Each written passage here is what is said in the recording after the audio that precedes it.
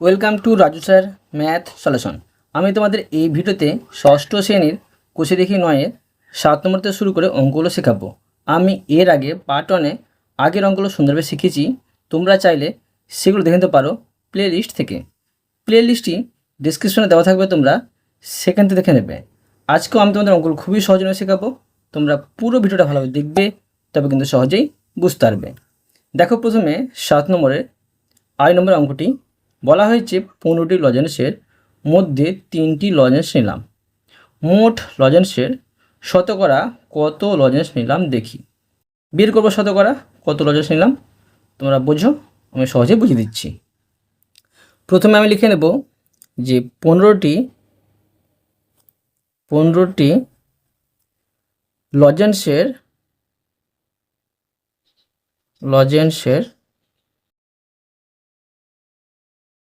মধ্যে 3টি লজেন্স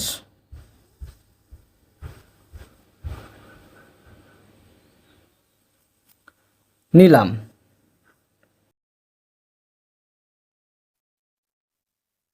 এবার দেখো, লিখব যে অতএব আমি শতকরা লজেন্স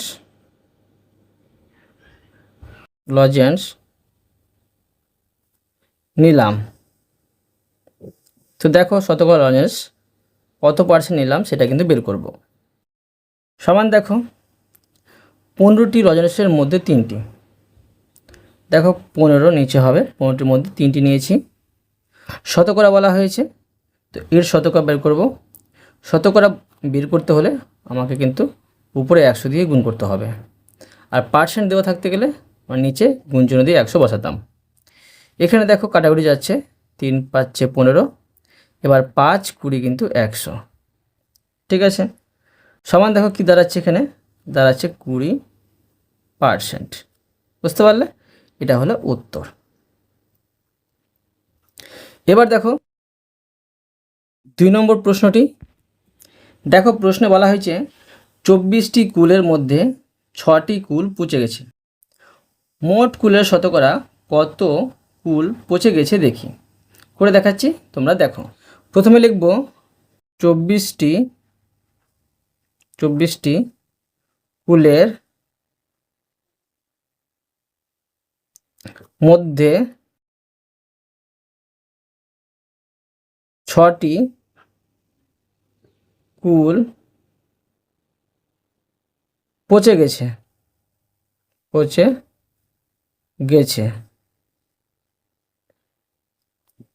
অতএব দেখো, শতকরা কুল পচে গেছে, শতকরা কুল পচে গেছে। তো দেখো কত পার্সেন্ট কুল পচে গেছে সেটা বের করব। দেখো 24টির মধ্যে 6টি, তো লিখবো এখানে, দেখো আমি যে 24 নিচে আর লিখব উপরে 6। শতকরার জন্য আমি এখানে 100 বসাবো, ঠিক আছে। এখন দেখো যে এটা সমাধান করে নেব। দেখো এখানে কি করব, দেখো তোমরা এইভাবে এটাকে ঘের দিয়ে কিন্তু আবার বাইরে কিন্তু পার্সেন্টটা বসাতে পারো, মানে উত্তর পার্সেন্ট হবে সেটাও লিখতে পারো। এখন দেখো এখানে কাটাকুটি যাচ্ছে, কাটাকুটি করে নিচ্ছি। দেখো 4 6 24, এবার 4 25 100, ঠিক আছে। তো এখানে পাচ্ছি যে 25%, এটা হলো উত্তর। এবার দেখো 3 নম্বর প্রশ্নটি। দেখো এখানে প্রশ্নে বলা হয়েছে আজ আমাদের ক্লাসে 7 জন ছাত্রছাত্রী অনুপস্থিত, মানে উপস্থিত হয়নি। ক্লাসে মোট ছাত্রছাত্রী 35 জন, মানে 35 জনের মধ্যে কিন্তু 7 জন ছাত্রছাত্রী অনুপস্থিত। আজ মোট ছাত্রছাত্রীর শতকরা কতজন স্কুলে এসেছে, মানে আসার শতকরা কিন্তু বের করতে বলা হয়েছে। করে দেখাচ্ছি, দেখো মানে এখান থেকে এটা বিয়োগ করবো, যেটা বেরোবে সেটা আমরা শতকরা বের করে নেব, সহজে বেরিয়ে যাবে। দেখো প্রথমে লিখে নেব দেখো 3 নম্বরে যে আমাদের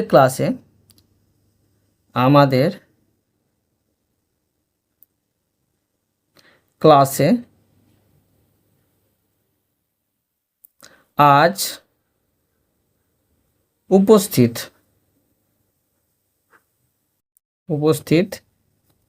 হয়েছে সমান দেখো মোট ছাত্রছাত্রী হচ্ছে 35 জন, অনুপস্থিতের সংখ্যা দেওয়া আছে 7 জন। এটা বিয়োগ করলে কিন্তু আমরা পেয়ে যাব কতজন কিন্তু উপস্থিত হয়েছে। তো দেখো 15 থেকে 7 বাদ দিলে 8, আর এখানে থাকছে 2, মানে 28 জন। এখন দেখো বের করে নেব যে শতকরা কতজন আজ উপস্থিত হয়েছে। এখন লিখে নেব আমি অতএব আজ মোট ছাত্রছাত্রীর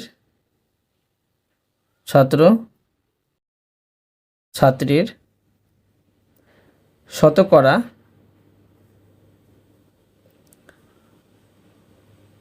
ছাত্রছাত্রী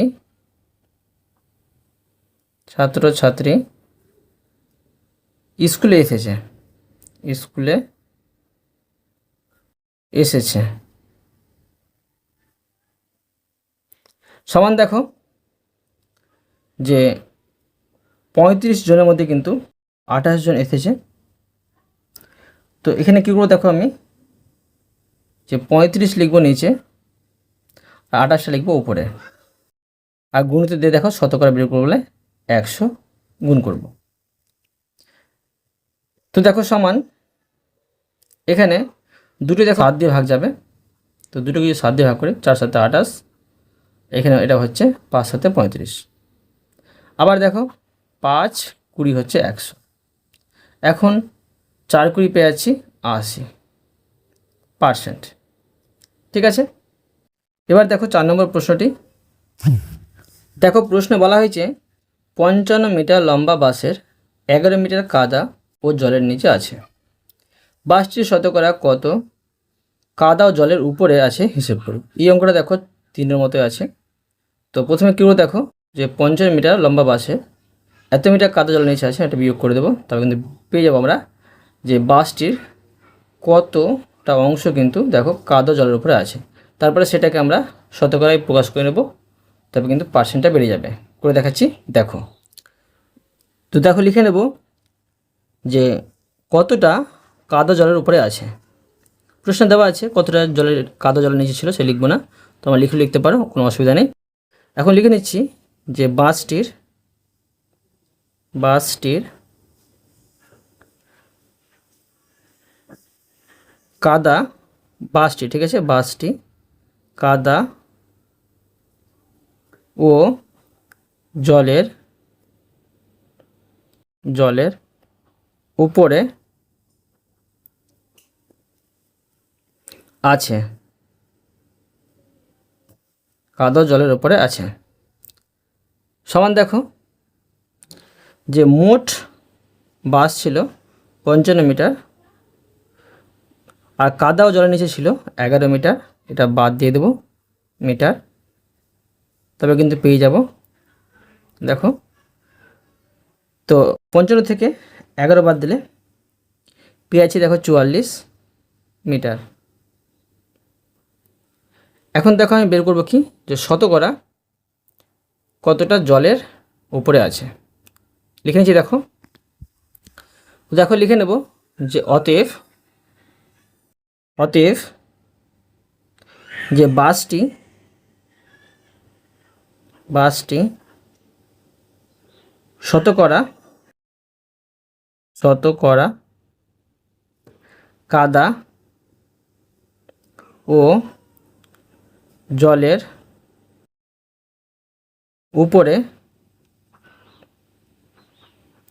উপরে আছে সমান দেখো যে এখানে করব দেখো 55 ভাগের মধ্যে কিন্তু আমরা পেয়েছি 44 ভাগ, ঠিক আছে। খাওয়া দাওয়া জলের উপরে আছে, এটা শতকরা প্রকাশ করব।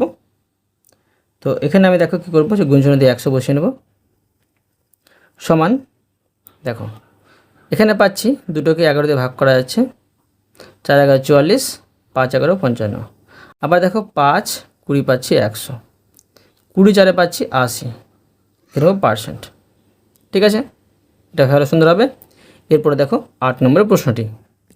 প্রশ্নে বলা হয়েছে আমাদের চ্যাটার্জি পাড়ার লাইব্রেরিতে 21টি গল্পের বই আছে। যত গল্পের বই আছে তার 30%, মানে এর 30% গল্পের বই আরও কেনা হলো।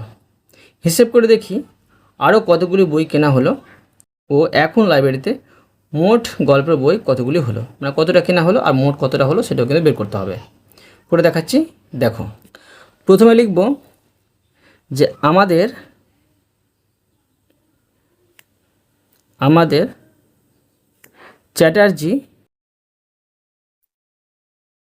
চ্যাটার্জি পাড়ার লাইব্রেরিতে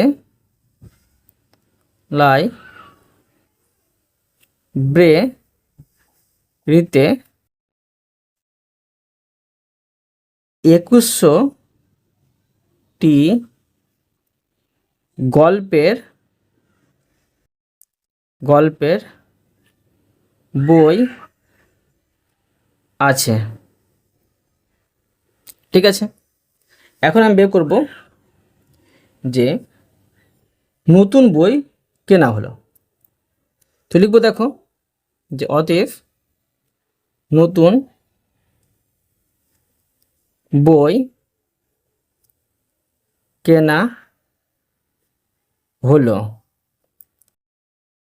সমান দেখো যে মোট বইয়ের মানে 2100 বইয়ের 30%, এর লিখব এর 30% সমান দেখো 2100 এর মানে গুণচিহ্ন 30% দেওয়া থাকলে নিচে আমাদের 100 বসাতে হবে। এখন দেখো যদি আমি এখানে দুটো শূন্য, ঠিক আছে, বা এখানে একটা শূন্য, এখানে একটা শূন্য, এখানে একটা শূন্য, একটা শূন্য কেটে দিই, এখন এখানে দাঁড়াচ্ছে যে 210 আর এখানে 3, এটি গুণ করে নেব। 0 3 গুণ করলে 0 হয়, 3 1 3 আর 3 2 6, মানে 630টি, ঠিক আছে। এটাকে নতুন বই কেনা হলো, এটা একটা উত্তর, এটা লিখেন তার উত্তর একটা। প্রশ্ন আরও বলেছে এখন লাইব্রেরিতে মোট গল্পের বই কতগুলি হলো, লিখে নেব অতএব এখন লাইব্রেরিতে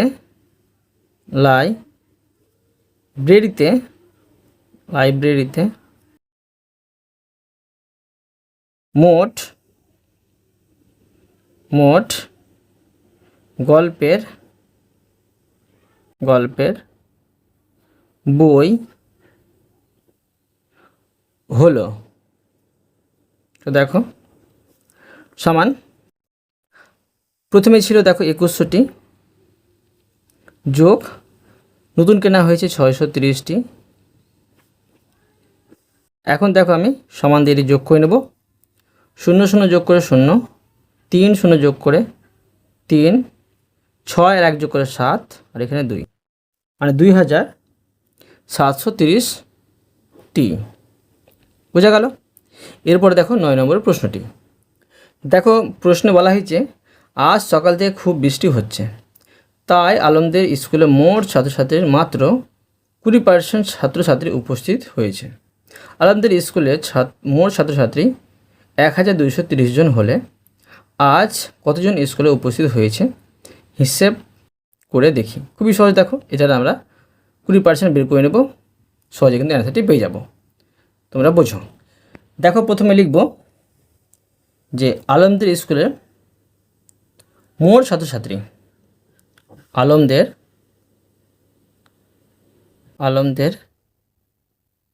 স্কুলের মোট ছাত্র ছাত্রী কতজন দেখো 1230 জন। ঠিক আছে, এবার দেখো লিখব যে স্কুলে উপস্থিত হয়েছে।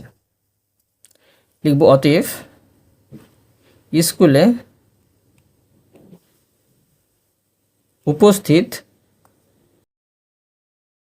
উপস্থিত হয়েছে সমান দেখো 1230 এর মধ্যে দেখো এর 20%। ঠিক আছে, 20%। এখন দেখো লিখব 1230 এর জন্য গুণ চিহ্ন আর 20%-এর জন্য কি নিচে 100 আমি বসিয়ে নেব। 100 অঙ্কটি দেখো শূন্যগুলো কেটে আমি ছোট করে নেব। সমান শূন্য কাটতে হবে, নিচের একটি কাটলে উপরে একটি কাটতে হবে। দেখো আবার নিচে একটি কাটছি বলে উপরে একটি কাটলাম। নিচের একের মূল্য থাকে না, এখন দাঁড়াচ্ছে 123 আর এখানে 2 গুণ। তো দেখো 3 দুগুণে 6, 2 দুগুণে 4, 2 1-কে 2, এখানে হয়েছে জন। ঠিক আছে, এটা কিন্তু উত্তর। এবার দেখো এটা উত্তর লিখে নিচ্ছি আমি। এবার দেখো 10 নম্বর প্রশ্নটি। দেখো প্রশ্নে বলা হয়েছে আজ আমি নিজে কমলালেবুর শরবত তৈরি করব। 300 মিলিলিটার কমলালেবুর শরবত তৈরি করতে শরবতের 18% কমলালেবুর রস দিতে হলো। ঠিক আছে, এটার আমরা 18% কিন্তু বের করে নেব। কত মিলিলিটার কমলার রস দিলাম হিসাব করি, এটা 18% বের করলে উত্তর পেয়ে যাব। দেখো প্রথমে লিখব যে মোট কমলালেবুর শরবত তৈরি করব। লিখব মোট কমলা লেবুর মোট কমলা লেবুর শরবত তৈরি করব সমান দেখো 300 মিলিলিটার, 300 মিলিলিটার।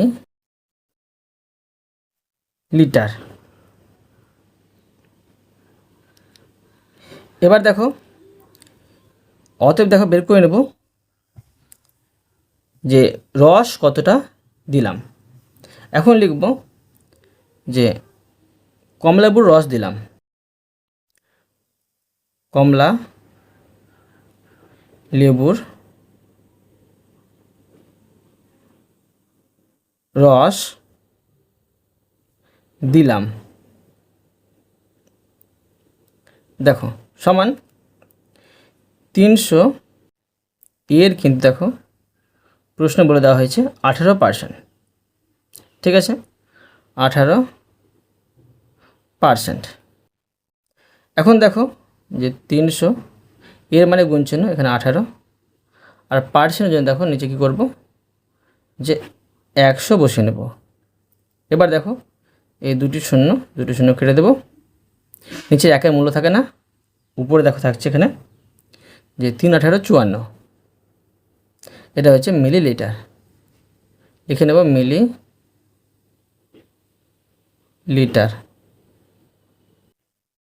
ঠিক আছে, এবার দেখো যে 11 নম্বরের প্রশ্নটি। দেখো প্রশ্নে বলা হয়েছে শোভন এবছরে জমিতে জৈব সার ব্যবহার করায় ধানের ফলন গত বছরের তুলনায় 25% বেড়েছে।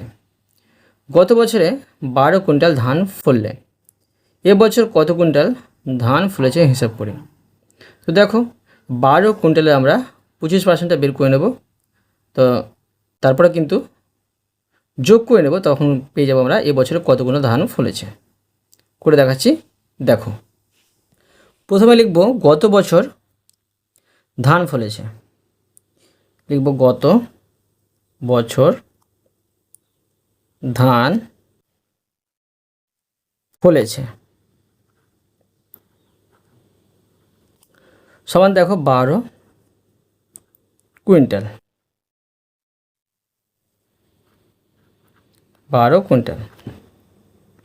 এবার দেখো যে লিখব যে অতএব ফলন বেড়েছে বা ফলন বৃদ্ধি পেয়েছে। ঠিক আছে, লিখব ধানের ফলন বৃদ্ধি পেয়েছে সমান দেখো 12 এর কত 25% সমান দেখো 12 গুণ চিহ্ন 25 আর পার্সেন্ট জন্য নিচে 100। এখন দেখো যে 4 25 100 আর 3 4 12 সমান এখানে দাঁড়াচ্ছে 3 কুইন্টাল। ঠিক আছে, কুইন্টাল। এবার দেখো অতএব লিখে নেব যে এ বছরে ধান ফলেছে, এই কথা লিখে নেব, মানে 3টা কিন্তু 12-র সাথে যোগ করে নেব। দেখো লিখে নিচ্ছি যে অতএব এ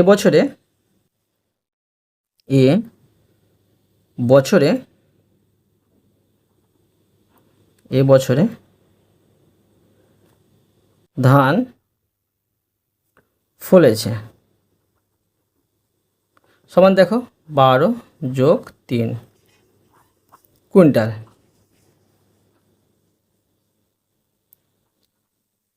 সমান দেখো 12 3 যোগ করে হয়ে যাচ্ছে 15 কুইন্টাল। এটা হলো উত্তর। ঠিক আছে, এরপরে দেখো 12 নম্বরের প্রশ্নটি। দেখো প্রশ্নে বলা হয়েছে যে রসুলপুর গ্রামের জনসংখ্যা গত বছরের তুলনায় 12% বেড়েছে। আগে ওই গ্রামের জনসংখ্যা 775 জন হলে এখন জনসংখ্যা কত হয়েছে হিসাব করি। এই অঙ্কটা দেখো এই 11 নম্বর প্রশ্ন মতোই আছে, করে দেখাচ্ছি, তোমরা দেখো। অঙ্কগুলো খুবই সহজ, তোমরা যদি বোঝো তবে কিন্তু খুবই সহজ। দেখো আমি করে দেখাচ্ছি 12 নম্বরটি। প্রথমে লিখব যে রসুলপুর গ্রামের মোট জনসংখ্যা, লিখব রসুলপুর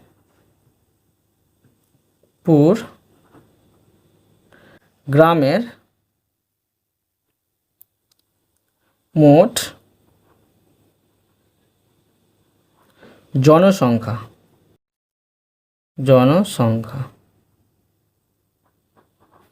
সমান দেখো যে 775 জন। এবার দেখো যে লিখব যে জনসংখ্যা বৃদ্ধি পেয়েছে, অতএব জনসংখ্যা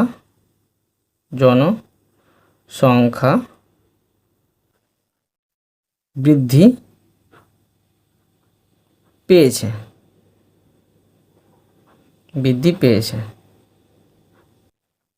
সমান দেখো 775 এর কত পার্সেন্ট 12% সমান দেখো 775 গুণিত 12% নিচে 100। এখন দেখো কাটাকুটি করে নেব। দেখো এখানে দুটোই কিন্তু দেখো 4 দিয়ে ভাগ যাবে, এটা 3 4 12, এটা 4 25 100। এটা আবার দেখো 25 দিয়ে ভাগ যাবে, যদি এটা 25 দিয়ে ভাগ করি কত হবে দেখো যে 3 25 75 পাচ্ছি, আর 2 আর 5 থাকছে, 25 থেকে 25 31 পাচ্ছি। এবার দেখো 31কে আমি 3 দিয়ে গুণ করব, এটা কেটে দিলাম, 3 1 3 আর 3 3 9, মানে 93 জন। এটা কিন্তু বৃদ্ধি পেয়েছে। এখন লিখব যে এ বছরের মোট জনসংখ্যা হয়েছে বা রয়েছে। ঠিক আছে, লিখব অতএব এ বছরে বা এখন জনসংখ্যা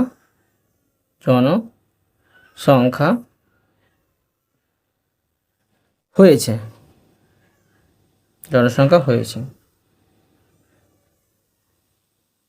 তো দেখো আগে ছিল 775 যোগ এখন বৃদ্ধি পেয়েছে 93 জন। ঠিক আছে, এটি আমি যোগ করে বসে দেবো বসিয়ে নেব। 3 আর 5 8, 9 3 যোগ করে হচ্ছে 16, 1 থাকে, আর 7 আর 1 হচ্ছে 8, মানে 868 জন। ঠিক আছে, 868 জন, এটা কিন্তু উত্তর। এবার দেখো 13 নম্বরের প্রশ্নটি। দেখো প্রশ্নে বলা হয়েছে এবছরে আমাদের স্কুলের 80 জন ছাত্রছাত্রী মাধ্যমিক পরীক্ষা দিয়েছে। যদি 65% ছাত্রছাত্রী পাস করে, তবে হিসেব করে দেখি কতজন ছাত্রছাত্রী এবছরে মাধ্যমিক পরীক্ষায় পাস করেছে। তো এটার আমরা 65%টা বের করে নেব, সহজে কিন্তু অ্যান্সারটি পেয়ে যাব। দেখো প্রথমে লিখব যে এবছরে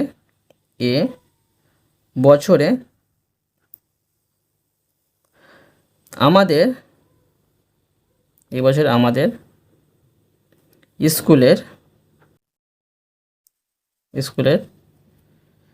ছাত্রছাত্রী মাধ্যমিক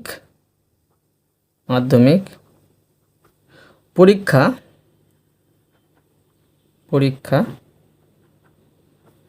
দিয়েছে,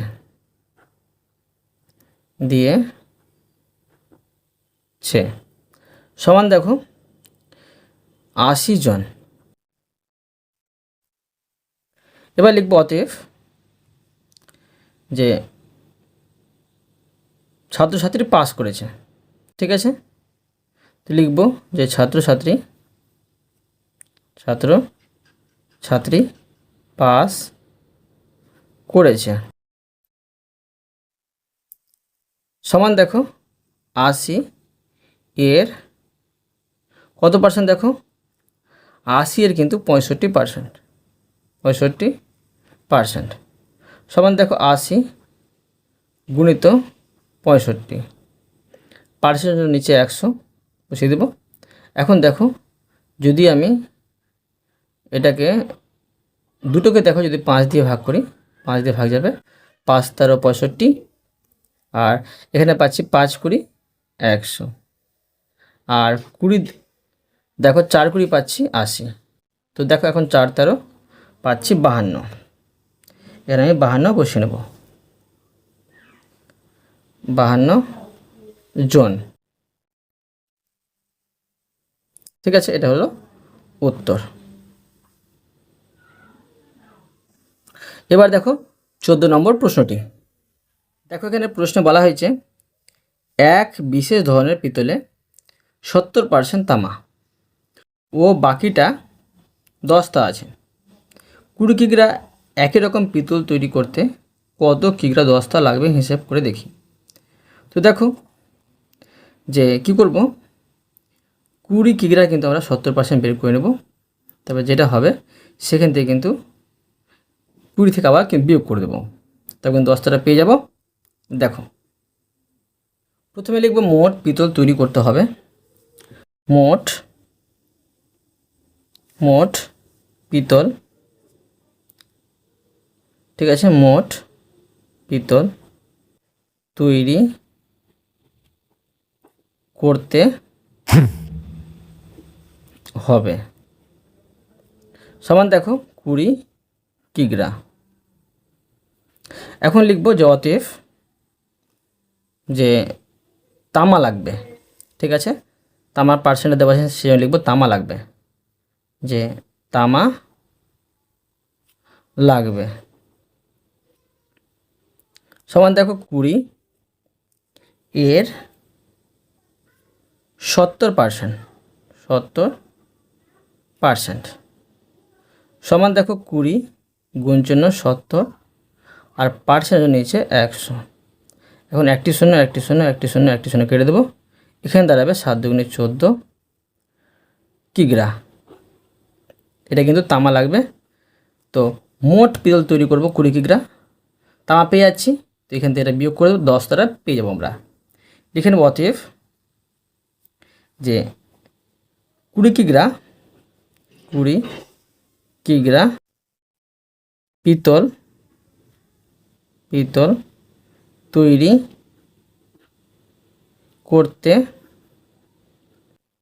করতে দস্তা লাগবে, দস্তা লাগবে। সমান দেখো 20 থেকে আমি 14 বাদ দিয়ে দেবো। তো এখানে দেখো এটা হবে কিগ্রা। সমান দেখো 6 কিগ্রা। এটা কিন্তু উত্তর। অতএব তোমাদের আমি আজকে এই পর্যন্ত অঙ্ক শিখালাম, বাকি অঙ্কগুলো পরের ভিডিওতে নিয়ে আসবো। আশা করি তোমরা প্রতিটি অঙ্ক ভালোভাবে বুঝতে পেরেছো। তবুও কোথায় যদি বুঝতে পেরে থাকো আমাকে কমেন্ট করে জানাবে, আমি তার জন্য ভিডিও নিয়ে আসবো বা অ্যান্সার দেওয়ার চেষ্টা করবো। অবশ্যই তোমরা এই ভিডিওতে লাইক করে দিও এবং পরবর্তী অঙ্ক চ্যানেলটিকে সাবস্ক্রাইব করে নেবে। ধন্যবাদ।